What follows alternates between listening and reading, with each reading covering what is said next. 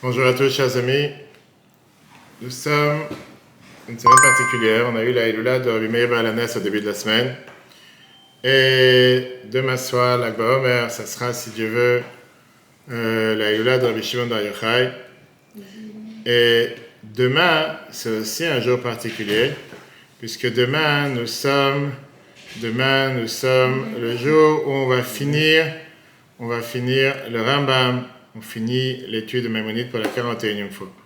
Et c'est ce qu'on va voir aujourd'hui. Aujourd'hui, on va prendre un magnifique discours que la Bible a prononcé il y a presque 40 ans, exactement 38 ans, sur quel était le rôle de Maïmonide, quelle est l'importance de pouvoir d'étudier l'étude Maïmonide quotidienne, l'étude de Rambam quotidienne qu'on a l'habitude de faire des millions de juifs à travers la planète tous les jours depuis que la Bible a lancé cette campagne il y a 41 ans. Et quelle est l'importance? Pourquoi apprendre toute la Torah? En deux mots, pourquoi Maïmonide n'est pas un autre livre? Quelle est la particularité du livre de Rambam? Et surtout, important pour tout celui qui n'a pas encore commencé à le faire, de monter sur le train, comme on dit, à partir de jeudi, puisque jeudi on reprend pour la 42e fois et le faire. Aujourd'hui, on a tous les moyens de pouvoir le faire avec des applications, avec les livres, avec les brochures, avec Internet, et tout ce qu'il faut. Une histoire très intéressante. Une fois, quelqu'un qui a demandé à lui qu'il avait des dettes dans les affaires, la Bible a dit que quand tu finiras tes dettes dans Rambam, automatiquement, tu pourras récupérer les dettes que tu as dans les affaires. D'abord, commençons avec M. Maïmonide, qui était un grand sage séfarade, justement, Rabbi Moshe ben Maimon. Et c'était en été 1984 que la Bible a révolutionné la planète avec cette nouvelle demande d'instaurer une étude quotidienne de Rambam, Maïmonide, pour tout homme, femme et enfant, sans différence. Alors, il y a eu 3 manières de pouvoir le faire. Ou apprendre 3 chapitres par jour, comme on a l'habitude de faire tous les jours, et on finit environ 11 mois, un peu plus que 11 mois, moins d'1 an. Ou apprendre 1 chapitre par jour, et on finit tout le livre de Maïmonide, le livre de Rambam, en 3 ans, environ 2 ans et 8 mois. Ou bien le Sefer HaMitzvot, qui est la mitzvah quotidienne, la mitzvah journalière, qu'on a l'habitude de dire à chaque fois dans chaque événement, etc. Et ça, c'est en général, ça équivaut à l'étude des 3 chapitres par jour, et on finit en 1 an. Quelle est la particularité de Rambam? Qu'est-ce qui est spécial, ce livre, qui est un livre qui nous apprend toute la Torah, par rapport à d'autres livres, Shulchan Aruch ou d'autres livres, la Gemara, etc. Et pourquoi la Rabbi a demandé justement de faire cette campagne, d'unir tout le peuple juif, par ça qu'on apprend tous la même chose tous les jours. Alors d'abord, commençons de la base. Chaque juif a le devoir d'apprendre toute la Torah tout le temps, H24, sauf que Dieu te donne le temps de travailler, manger, dormir, etc. Donc on n'a pas le temps de le faire. Mais ça n'empêche pas que quand tu as un moment, il faut bien apprendre. Combien de fois tu as des gens qui viennent et qui te demandent des questions? Je voudrais apprendre par quoi commencer. Qu'est-ce que je dois faire? Alors, le problème est que la Torah elle est très très large, très très vaste, et c'est très difficile de commencer un livre et de te dire, je ne sais pas quand je verrai la fin de cette étude. Aujourd'hui, je dans 10 ans, dans 20 ans, dans 30 ans, c'est pas possible. Alors, regardons le texte. Moshe Rabbeinu qui était le premier. Moshe, qui était celui qui nous a donné les 5 livres de la Torah, le Pentateuch, Chumash, Bereshit, Shemot, Vayikra, Bamidbar, Devarim. Il a écrit les 5 livres de la Torah, il a écrit le Sefer Torah avant de partir de ce monde. Rambam, dans la préface de Rambam, qu'on va tous lire en commençant le 42e cycle ce jeudi, tu as ici dans la source numéro 1, il te dit clairement, quand la Torah, toute la Torah, Kadva Moshe, Kodem Shemut, Moshe, il a écrit avant de mourir. Piktav Yado avec sa main. Ça, c'est au départ. Nathan Sefer, il a donné un livre à chaque tribu. Le Sefer Echad, un livre, il a mis dans l'arche. Comme c'est écrit, la Koach et Sefer Torah, prends ce livre, pour ce livre de Torah, et mets-le, mitzad Aaron, Brit Hashem Elokechem, mets-le dans cette arche, à côté de l'alliance de Dieu, à côté de Luchot, Ve'yasham Bechaleet, ce sera pour toi un témoignage. Maintenant, on sait très bien que Moshe n'a pas écrit la Torah orale, ça c'est la Torah écrite. Les commentaires de la Torah, qui sont toutes les mitzvot, comment faire, quoi faire, prenons un simple exemple par rapport au tefillin. La Torah, c'est pas écrit comment mettre le tefillin, c'est pas écrit comment faire Shabbat, c'est pas écrit comment faire la pureté familiale, ça c'est pas écrit, c'est écrit quoi faire, mais c'est pas écrit comment faire. La mitzvah, qui est le Pirush HaTorah, le commentaire de la Torah, l'Okhtava, il n'a pas écrit. Seulement, il a ordonné aux Skenim, aux anciens, comme on dit dans Pirkei Avot, à Joshua, à tout le peuple juif, et il leur a transmis ce qu'on appelle la Torah orale. Et il leur a dit, voilà comment faire, quoi faire. Quand c'est écrit dans la Torah, tu les attacheras comme un signe sur ta main et comme un symbole entre tes yeux. Moshe, il est venu, il t'a donné la Torah orale, et ça a été transmis de manière orale. On a reçu la Torah il y a 3334 ans. Pendant plus de 1000 ans, on a appris la Torah, les 5 livres de la Torah, c'était par l'écrit, et les commentaires oraux. En deux mots, depuis Moshe jusqu'à Rabbeinu Akadosh, qui était Rabbi Yehuda Anassi, il n'y a eu aucun livre qui est venu enseigner Berabim au public la Torah orale. Dans chaque génération, il y avait le chef du tribunal ou le prophète qui avait dans cette génération qui écrivait ce qu'il a entendu de ses maîtres, et comme ça on a reçu la Torah orale pendant 1000 ans. La Mishnah, qui a été écrite par Rabbi Yehuda Anassi, était le premier livre dans l'histoire juive qui a mis par écrit la Torah orale.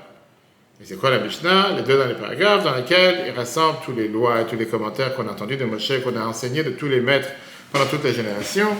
Et ça, de tout ça, est fait ce qu'on appelle les Mishnayot. Il a enseigné ça au peuple juif, il les a écrits, et ça a été propagé. Pourquoi? Pour qu'on n'oublie pas la Torah orale du peuple juif. Pourquoi il a fait ça, Rabbi Yehuda?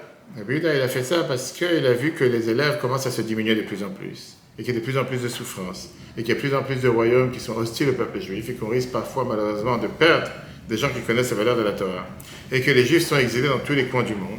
Il a voulu qu'il y ait un livre, c'était les livres de Mishnayot, plusieurs livres, pour qu'on puisse apprendre facilement sans oublier.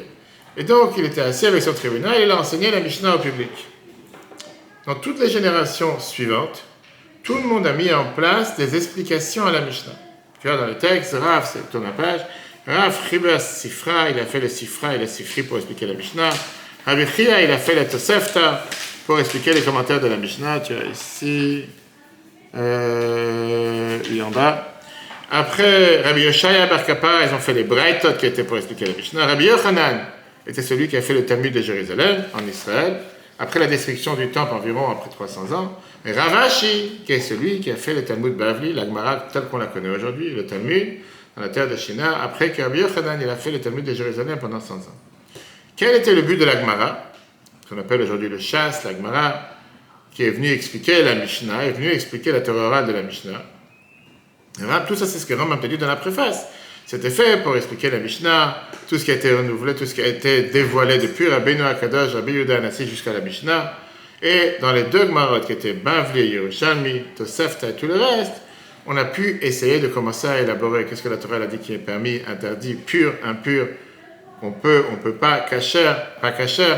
Tout comment ça avait été nommé depuis Moshe Rabbeinu au Mont Sinaï. Le problème qui s'est posé, c'est que comme la littérature juive et la bibliothèque juive et la librairie juive est tellement vaste et tellement large, ça prenait des années pour pouvoir tout apprendre. Mais pas seulement ça.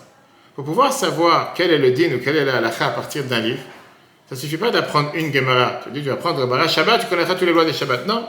Parce que c'est répandu dans tellement d'autres Gemara, tu as des fois des mots qui sont dans une phrase, dans une autre phrase, et pas forcément tu vas tout trouver dans un endroit. Et donc si tu n'as pas cette connaissance générale de tous les chasses qui n'est pas donné à tout le monde, et la grande majorité du peuple n'est pas capable d'apprendre tous les chasses, je veux dire en profondeur pour savoir quelle loi, etc., automatiquement tu risques de faire des erreurs. Donc pour pouvoir être un bon juif tout court, et faire ce que la Torah te demande de toi, il faut que tu sois un génie dans toute la Torah. Il faut que tu sois un ordinateur, qui a un algorithme, que n'importe quelque chose qu'on tape dans la tête, tu connais exactement toutes les lois parce que tu as tous ces centaines de livres dans ta tête. Si tu veux savoir par exemple comment écrire les tefilines ou mettre les tefilines, il n'y avait pas un endroit, un lieu recueilli dans lequel c'est écrit de A à Z, tu prends la peau de vache et tu la transformes en boîtier noir que tu mets les tefilines tous les jours. C'est répandu dans toutes les phrases du Talmud, dans tous les autres livres, il faut tout apprendre, et c'est quelque chose qui n'était pas facile. Rambam continue, Maïmonide, en te disant que puisque dans nos jours, on parle maintenant d'une histoire d'il y a 1000 ans, puisque Bisman Hazeh, puisque dans nos jours, tu as tellement de souffrances, et au final, on a malheureusement cette sagesse de nos sages qui a été diminuée. Et donc, tous ces grands livres, il ne faut pas oublier non plus qu'il n'y avait pas de papier comme à l'époque, et pas tout le monde avait des livres comme on a aujourd'hui, qu'à longueur de journée. Tous ces livres qu'on fait, les Gaonim, etc., c'est devenu beaucoup plus dur. Et il y a très peu de gens qui sont capables, censés de comprendre et de déchiffrer à partir de ces livres quoi faire, comment faire. On n'a même pas besoin de parler de la Gemara elle-même, le Bavli, Yerushalmi, Sifra, Sifri, les Tosfot, qu'il faut vraiment avoir une grande sagesse et beaucoup de temps. Et après, pouvoir en déduire quels sont les pour et les contre. On sait très bien qu'aujourd'hui, n'importe quel livre de halakha que tu as sur tous les sujets retrace jusqu'à la Gemara, jusqu'à la Mishnah, jusqu'à tout le reste. Et là vient Rambam et te dit, voilà ma solution. La solution est belle. C'est pour ça que moi, j'ai pris le courage. Moi, Moshe, le fils de Rabbi Maimon, le Sfarad. Alors, Sfarad, c'est surtout parce que il était en Espagne. Et Dieu m'a aidé. Et j'ai décidé de faire un recueil, un livre, c'est 14 livres de Rambam, qui vont justement trier tout ce que je peux en tirer de tout ce qui était dans tous les livres, ce qui est permis, interdit, pur, impur, avec tous les lois de la Torah, Mais le but principal, c'est que ça soit dans un langage clair, langage court, jusqu'à ce que tout le monde puisse apprendre la Torah orale sans question, sans débat. Un, il a dit ça, l'autre, il a dit autre chose. Et grâce à ça, les gens ils auront une connaissance générale de toute la Torah. Ça veut dire, en deux mots, t'épargner ce que tu as malheureusement, parfois dans la Gemara, 10 pages, 12 pages, avant que tu arrives à une conclusion, si tu arrives à une conclusion. Et pour éviter tout ce casse-tête, je te fais un livre. Dans les livres, tu as les lois, tu regardes les lois, tout est écrit. Bien sûr, avec les sources, où c'est écrit dans la Gemara, parce qu'on retrace toujours tout. La Gemara, les méchants, ça, c'est dans toutes ces formations que je fais en général. Quand tu as ce Ravadim qui parle, un des sujets qui est parlé la semaine dernière, c'est que tu as énormément de sujets qui existent dans la société aujourd'hui, que ce n'est pas écrit dans la Halakha. Il y a 300 ans, il n'y a pas de question pareille. Congélation des ovaires, ce n'était pas écrit à l'époque. Des choses que la Halakha n'en a pas parlé, sauf qu'on a une règle, comme on apprend la Torah, qu'on peut comparer une chose à une autre. Ce qu'on appelle Dam et Milta et Milta, qu'on peut comparer par rapport à ce que la Halakha dans la Gemara c'était écrit, et en fonction, on peut comparer un sujet d'aujourd'hui. De là, les différents débats et les différentes autorités, un il permet, l'autre il interdit. On a eu par exemple un grand débat avec un rave et un docteur, un autre rave et un docteur, pour ou contre congélation des ovaires ou pas. C'est très intéressant parce que tu as les deux esprits médicaux pour et contre, et les deux esprits rabbiniques pour et contre. Je veux dire, alors comment on fait? Après, chacun doit suivre son rave. C'est ça la réalité. Chacun doit suivre. Tu ne veux pas dire là je suis là, je suis là, tu dois avoir un rave. Tu dois savoir comment. Après, bien sûr, il y a des cas exceptionnels, alors non, bref. Donc, il te dit que, donc, avant qu'il existe ce livre qui s'appelait Mishneh Torah, le second de la Torah, si on veut dire, il y avait plusieurs livres halachiques qui existaient. Mais ils étaient faits sur l'ordre du Talmud, qui veut dire que si tu n'as jamais appris la Gemara, tu ne veux pas comprendre. Quelqu'un qui voulait savoir comment se comporter le Shabbat, il devait savoir pas mal de détails, pas mal de Gemara, comment faire pour se comporter le Shabbat, etc. Alors, quels sont les avantages du livre de Rambam, Maïmonide? Premièrement, c'est l'ordre. Il a fait ça en ordre une encyclopédique, que les halakhot sont cadrés, sont organisés par sujet. Numéro 1. Deuxièmement, j'ai dit que c'était vraiment un architecte génie qui a pu te prendre toute la Torah, ça lui a mis 10 ans pour écrire ce qu'il a fait, et te faire ces 14 livres. Numéro 2, c'est court et simple. Enfin, j'ai dit court, il y a des jours qu'on apprend 10 pages, mais peu importe, c'est court. Quand tu parles qu'après, dans toute l'année, tu as une connaissance de toute la Torah, d'une manière, comme il te dit, pour que les choses soient de manière la plus claire et abordable pour tout le monde.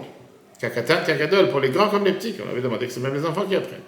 Troisièmement, il n'y a pas de débat, il n'y a pas de questions-réponses ici. C'est tout ça, il a épargné. Je suis arrivé à la source. Qu'est-ce que je dois faire? On ne va pas commencer à débattre pour soi et pas non. Tu vas avoir des débats, va dans la Gemara, tu vas voir la Gemara, tu auras les débats. Maintenant, il te dit quel est le but, qu'est-ce que j'ai cherché avec ça? Il te dit clairement, jusqu'à les derniers paragraphes en bas de la page, jusqu'à ce que toutes ces lois soient dévoilées pour le plus grand comme le plus petit dans n'importe quelle mitzvah, et que tout le monde, les sages, les prophètes, en deux mots, que tu n'as pas besoin d'avoir un autre livre dans le monde pour chercher les lois du peuple juif, mais ça sera le recueil de toute la Torah orale, avec toutes les coutumes, avec tous les décrets qui ont été faits depuis Moshe Rabbeinu jusqu'à ce qu'a été mis le Talmud en place, comme nous a expliqué tous les Géonim qui ont mis ça en place, ce recueil après la Gemara, et c'est pour ça que j'ai appelé ce livre Mishneh Torah. Qu'est-ce que c'est le Mishneh Torah? Le second de la Torah, qui veut dire d'abord, il faut lire la Torah écrite. Après, tu veux savoir la Torah orale, tu n'as pas besoin de lire un autre livre. Avec ça, tu as une connaissance de toute la Torah. Maintenant, c'est très bien que depuis Rambam, comme on dit, beaucoup d'eau est passée dans la rivière. Tu as le Shulchan Aruch qui a existé il y a 500 ans, le Shulchan Aruch de Moïse, mais tout se retrace à partir de Rambam. Tout est aligné, de toute façon, tout est lié. Mais jusqu'à ce que Rambam sorte, il n'y avait rien de tout ça. Et ça, c'était les livres qu'il a fait sortir. Dès qu'ils sont sortis, les premiers livres de Rambam, le monde juif, tous les grands génies du peuple juif, ont commencé à être très, très, très émerveillés de cette œuvre qui était vraiment quelque chose qui n'a jamais existé jusqu'à présent. De l'Est comme de l'Ouest, tout le monde s'est parti les voir. Dans une de ces lettres, il raconte comment les plus grands sages de Tosfot en France, Rambam écrit, lui ont demandé, on t'en supplie, continue à terminer pour pouvoir terminer toute la Torah avec ce que tu viens d'écrire. Jusqu'à nos jours, Rambam est quand même le livre que tu apprends dans tous les shivas, dans toutes les maisons d'études, dans tous les traités rabbiniques, pour se baser sur n'importe quel sujet, beaucoup plus que n'importe quel autre livre d'Halakha, parce que c'est la source, encore une fois. C'est en disant entre la Gemara et le Shulchan Aruch que tu as aujourd'hui. Comme j'ai dit, maintenant, la particularité de ce livre, c'est que c'est le seul qui parle des 613 commandements, avec bien sûr des autres notions de la croyance juive.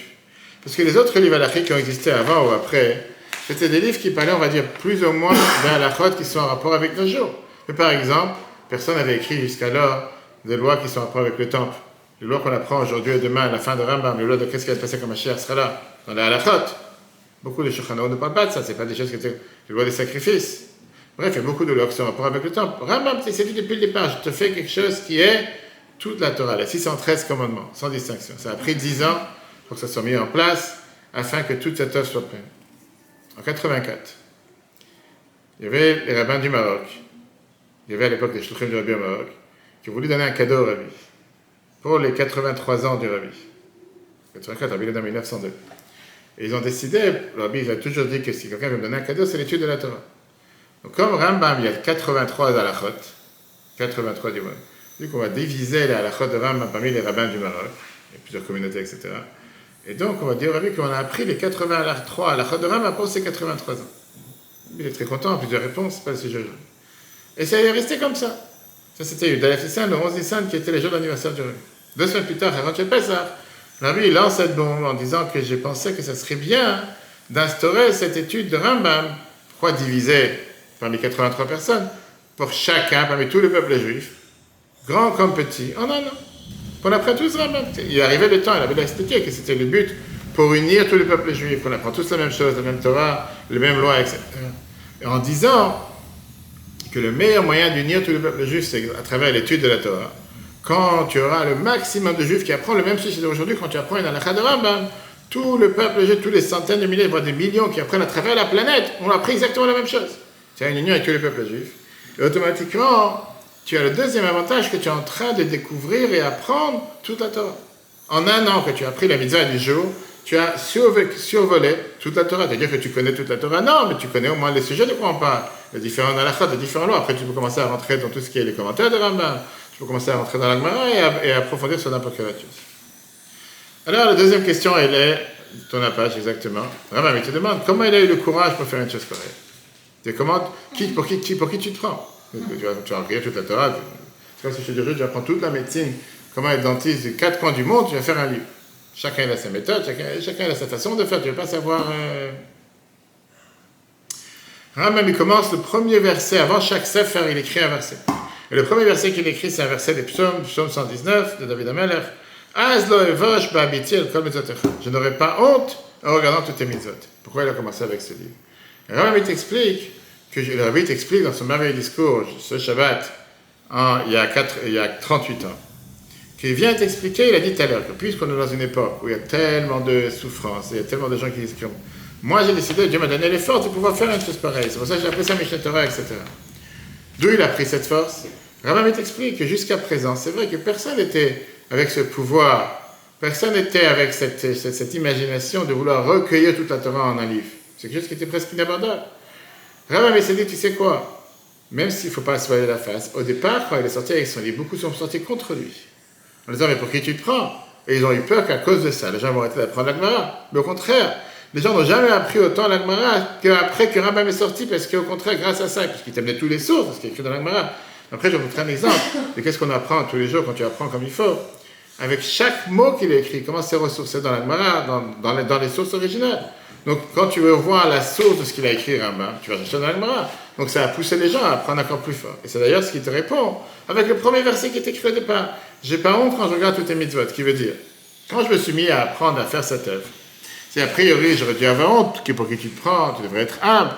Et les gens parfois confondent l'humilité avec la sagesse. Qui veut dire, pas parce que tu es humble, que pour ça tu n'as pas le droit de savoir, tu n'as pas le droit de faire. Tu peux avoir le plus grand savoir, la plus grande connaissance, tout en restant humble. Humble ne veut pas dire se mentir à soi. Tu as le droit de savoir, sans se vanter à être orgueilleux, d'où on apprend. Ça va tout de suite voir de Moshe. Moshe est celui que la Torah dit, qui était la personne la plus humble sur terre, et c'était Moshe Rabbeinu. Qui veut dire quoi? C'est pas parce qu'il a été celui que Dieu lui parle, que Dieu il a transmis la Torah, qu'il a sorti le peuple juif d'Égypte, etc., que pour ça il doit être orgueilleux, parce qu'il savait que s'il aurait été dans notre génération, peut-être que nous, on aurait été beaucoup mieux que qu'est-ce qu'ils étaient à l'époque. Rambam était dit comme ça. Quand tu commences à apprendre la Torah, première des choses, tu dois d'abord ne pas avoir honte. Tu dois savoir que tu as besoin d'apprendre, tu dois savoir apprendre, tu dois apprendre. De l'autre côté, habite comme j'ai regardé sur tous les mitzvot. J'ai vu que toutes les mitzvot, permettre, interdire, pur, impur, c'est des choses que tu es obligé de savoir pour pouvoir faire un livre pour le peuple juif. Pour donner la possibilité à chaque juif, n'importe quelle personne, de pouvoir savoir quoi faire. Et je n'ai pas le choix. Si je ne vais pas faire un tel livre, trop tard, les gens ne vont pas savoir quoi faire. Parce que je vais dans une époque où il y a de moins en moins de personnes qui disent, te dire comme je dis à tout le monde, pour ça tu vas ouvrir un livre à la maison et dire, ah j'ai vu c'est écrit, je fais. C'est pas conseillé, parce que, encore une fois, dans un livre, c'est par rapport à tel point, tel sujet. Tu vas voir peut-être savoir où il y a un problème, où il n'y a pas. C'est toujours bien de demander à quelqu'un qui te dit, est-ce que tu n'as pas oublié quoi que ce soit, comme n'importe quelle autre chose sur terre. Et donc, il s'est dit, quand j'ai vu toutes ces mitzvot, et j'ai réfléchi tous les halakhot qu'il y a dans tous les mitzvot, sans manquer même une seule mitzvah, puisque toute la Torah est une seule Torah, automatiquement, je me suis dit, je dois faire un recueil qui va recueillir tous les mitzvot. Je ne vais pas commencer à refaire un recueil comme tout le monde a fait jusqu'à présent avec certains halakhot, certains... Non, il faut que ça enveloppe tous les mitzvot de A à Z. C'est important que chacun ait une connaissance générale. Alors, où est l'humilité? Sur ça, on a la réponse de Moshe. La Torah te dit que Moshe était la personne la plus humble de toute la Torah. La Torah te dit aussi que Moshe est maître de Torah. J'entendais ce matin un discours de Rabbi merveilleux en 84. Il dit c'est incroyable que sur la tombe de Rambam à Tibériade, c'est le seul, c'est écrit, que de Moshe jusqu'à Moshe, il n'y a pas eu quelqu'un comme Moshe. C'est l'allusion que de Moshe Rabbeinu jusqu'à Maïmonide, il n'y a pas eu quelqu'un comme Rambam. Il dit quoi? Ça fait 50 générations entre les deux. C'est-à-dire qu'il n'y a personne d'autre comme lui. Parce que c'était le seul qui a pris ce courage en main. Moshe connaissait toutes ses qualités, en commençant de Moshe qui a reçu la Torah à Mont Sinaï. Et Moshe savait que si un juif simple comprend la valeur que Moshe a reçu la Torah à Mont Sinaï, Moshe lui-même connaissait sa propre valeur. Qu'est-ce que ça veut dire que la Torah, elle te dit qu'il était humble? C'est pas une contradiction. Comme le Admor Zaken t'explique. Que Moshe savait très bien que si on aurait donné ses forces et ses capacités à quelqu'un d'autre, certainement que cet autre, il aurait été arrivé à un niveau beaucoup plus élevé que lui. Et donc, ensemble, avec cette humilité que Moshe il avait, on voit que Moshe avait toute sa force. La preuve, on va voir dans quelques semaines avec la paracha de Korach. Quand il y avait ce Korach qui était son cousin, qui est venu le voir avec 200 des chefs de tribu pour débattre contre Moshe. Et Moshe ne pouvait pas montrer, lui prouver comme quoi lui, il a raison. Pas seulement qu'il lui a pas dit, bon, laisse tomber, c'est toi qui as raison. Il a dit, tu sais quoi, viens, on fait passer la nuit. Et demain, Dieu va montrer qu'est-ce qui va se passer. Pourquoi? Parce que je suis sûr que ce que je te dis de faire, c'est ce que Dieu a demandé de faire. Pareil par rapport à Rambam, qui est le deuxième Moshe. Avec toute l'humilité de Rambam, il savait très bien que ce n'est pas ses propres forces. C'est le cadeau que Dieu lui a donné, la force que Dieu lui a donnée. Et comme ça, il dit, je me suis appuyé sur la volonté de Dieu. Il savait que le fait qu'il a pu apprendre toute la Torah, malgré toutes les difficultés matérielles qu'il avait, comme le Rabbi raconte dans une lettre, qu'il a dû être expulsé par les Moudjahidines qui étaient là-bas au Maroc, et après il a dû être en Espagne, après il a dû partir à Israël, et il avait son frère qui lui donnait à manger, et son frère il est mort dans la mer, il a été noyé. Bref, il n'avait que des souffrances matérielles, il avait toutes les raisons pour ne pas faire ce qu'il a fait. Néanmoins, il savait que la qualité qu'il a eue pour pouvoir faire toute cette œuvre, c'était pour pouvoir l'enseigner à tout le peuple juif, de donner la possibilité d'apprendre Rambam. Et c'est pour ça qu'il commence avec ce verset. Concrètement parlant, demain on termine le 41e cycle, et on recommence jeudi. Tout celui qui l'apprend toujours par Rambam, c'est important de le faire toute la journée pour le faire. C'est pas avant la journée, avant la nuit. C'est important de monter sur le train, homme, femme, enfant. Mis à part le fait que tu sais que tu as cette connaissance de pouvoir savoir toutes les lois, savoir que tu es en train d'apprendre quelque chose, que tu vas t'unir avec ça, avec tout le peuple juif partout où il se trouve. En sachant que tu vas en train d'apprendre une mitzvah, que tu as une autre femme, un autre homme, un autre enfant qui a pris ça en Inde, en Chine, en Israël, en Amérique, dans les 4 coins du monde, en Russie, en Ukraine, etc. Pour te montrer qu'est-ce que ça veut dire aujourd'hui une loi. Par exemple, dans les 3 chapitres que tu as, là par exemple, c'était les 3 chapitres d'hier soir. Les 3 chapitres d'hier soir, ils commencent ici. Ça, c'était dimanche. Là, tu as les 3 chapitres d'hier soir qui commencent ici. On est en train d'apprendre en ce moment les dernières lois, qui sont les Chot Mlachim, les lois des rois et les lois des guerres que les peuples juifs devaient faire. Et on a aujourd'hui, donc dans tout ce que tu as ici, c'est commentaires. Ça, c'est les chapitres de Rambam, mais presque chaque 2 mots, tu as ici les sources. Où c'est écrit, quoi faire, les commentaires, ce qu'on appelle Rambam Leam. Et c'est tellement riche parce que ça te donne des notions que tu retrouves aujourd'hui dans la société, dans les codes civils, tu retrouves dans les constitutions. Et tu vois que c'est écrit dans la Torah. C'est bien sûr que ça a été basé au départ et qu'après nous on apprend les dérivés. Donc si ça te prend, plus tu apprends ça de manière approfondie. Apprendre ça de manière approfondie aujourd'hui, ça peut prendre entre un quart d'heure et 45 minutes, tout dépend comment on l'apprend. Mais tu as une connaissance large. Est-ce que de ça tu vas trancher la halakha? Non, parce qu'aujourd'hui on a le Shulchan Aruch qui est après, le Shulchan Aruch qui était il y a 500 ans, le Shulchan Aruch d'Admor Zaken qui était il y a 300 ans environ. Et ce qui fait que quand tu as une connaissance dans tous ces sujets-là, tu peux retracer, comme c'est écrit dans Rambam, dans la Gemara, et avoir une connaissance générale par rapport à ce qu'il faut faire. En tout cas, celui qui n'a pas encore fait un devoir de le faire. Pourquoi un devoir de le faire? Parce que d'abord, c'est le Rabbi l'a demandé. Deuxièmement, comme je t'ai dit tout à l'heure au départ, plusieurs gens qui demandaient au Rabbi des questions par rapport aux affaires en disant qu'ils ont des dettes dans les affaires. Et le Rabbi leur disait, quand tu rempliras tes dettes dans Rambam, tu auras moins de dettes dans les affaires. Je veux dire, remplis tes dettes. C'est que tu as une dette journalière, tu dois prendre la mitzvah du jour, ou le chapitre du jour, les 3 chapitres du jour, et que tu n'as pas encore fait, comment tu veux demander que Dieu réponde ces dettes?